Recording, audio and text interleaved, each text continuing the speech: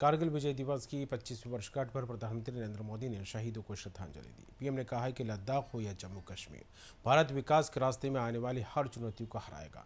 कुछ ही दिनों में 5 अगस्त को अनुच्छेद 370 खत्म हुए 5 साल हो जाएंगे। जम्मू और कश्मीर एक नए भविष्य की बात कर रहा है, बड़े सपनों की बात कर रहा है। लद्दाख और जम्मू कश्मीर में बुनियादी ढांचे के विकास के साथ पर्यटन क्षेत्र भी तेजी से बढ़ रहा है। दशकों के बाद कश्मीर में एक सिनेमा हॉल खुला है। आधे दशक बाद पहली बार श्रीनगर में ताजिया जुलूस निकाला गया है। धरती पर हमारा स्वर्ग तेजी से शांति और सद्भाव की ओर बढ़ रहा है। बीते वर्षों में कई साहसिक निर्णय लिए हैं। सेना द्वारा किए गए जरूरी रिफॉर्म्स का एक उदाहरण अग्निपथ स्कीम भी है। दशकों तक संसद से लेकर अनेक कमेटी तक में सेनाओं को युवा बनाने पर चर्चाएं होती रही है। भारत के सैनिकों की औसत आयु, एवरेज एज, ग्लोबल एवरेज से ज्यादा होना, ये हम सबकी चिंता बढ़ाता रहा है।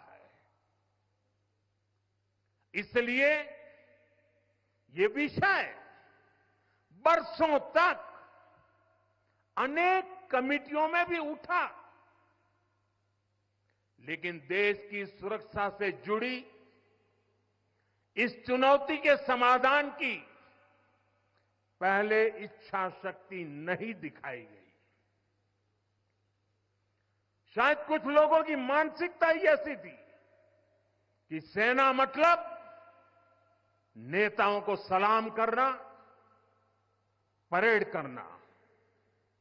हमारे लिए सेना मतलब 140 करोड़ देशवासियों की आस्था। हमारे लिए सेना मतलब 140 करोड़ देशवासियों की शांति की गारंटी। हमारे लिए सेना मतलब देश की सीमाओं को सुरक्षा की गारंटी। अग्निपथ योजना के जरिए देश ने इस महत्वपूर्ण सपने को एड्रेस किया है। अग्निपथ का लक्ष्य सेनाओं को युवा बनाना है। अग्निपथ का लक्ष्य सेनाओं को युद्ध के लिए निरंतर योग्य बनाए रखना है। दुर्भाग्य से राष्ट्रीय सुरक्षा से जुड़े इतने संवेदनशील विषय को कुछ लोगों ने राजनीति का विषय बना दिया है। कुछ लोग सेना के इस रिफॉर्म पर भी अपने व्यक्तिगत स्वार्थ में झूठ की राजनीति कर रहे हैं। ये वही लोग हैं जिन्होंने सेनाओं में हजारों करोड़ के घोटाले करके हमारी सेनाओं को कमजोर किया।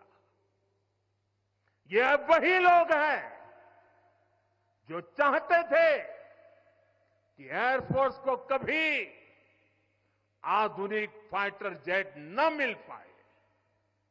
ये वही लोग हैं जिन्होंने तेजस फाइटर प्लेन को भी डिब्बे में बंद करने की तैयारी कर ली थी। साथियों, सच्चाई ये है कि अग्निपथ योजना से देश की ताकत बढ़ेगी और देश का सामर्थ्यवान युवा भी मातृभूमि की सेवा के लिए आगे आएगा। या फिर जम्मू कश्मीर विकास के सामने आ रही हर चुनौती को भारत परास्त करके ही रहेगा।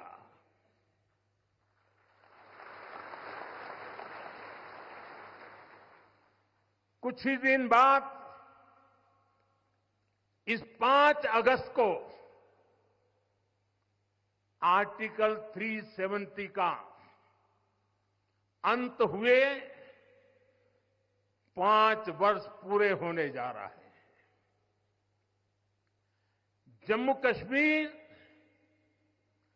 आज नए भविष्य की बात कर रहा है,